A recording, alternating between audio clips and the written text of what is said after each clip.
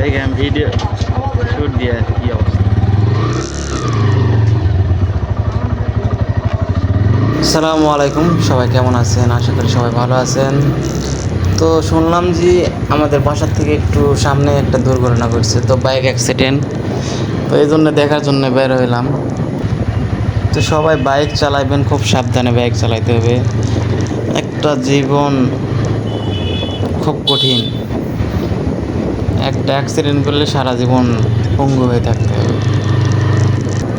একটু ভুলের জন্য সারা জীবন কান্না করতে হবে।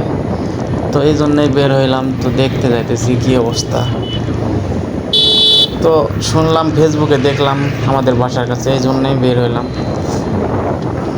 বের হয়ে দেখলাম যে যা দেখলাম বাইক আর ওই অটো টমটম এই দুটা মিলে অ্যাক্সিডেন্ট হয়েছে।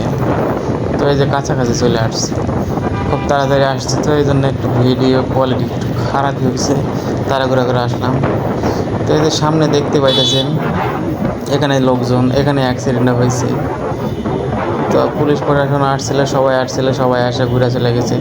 ছেলেটার খুবই অবস্থা খারাপ, ভয়াবহ অবস্থা, এই জন্যই দেখতে এলাম।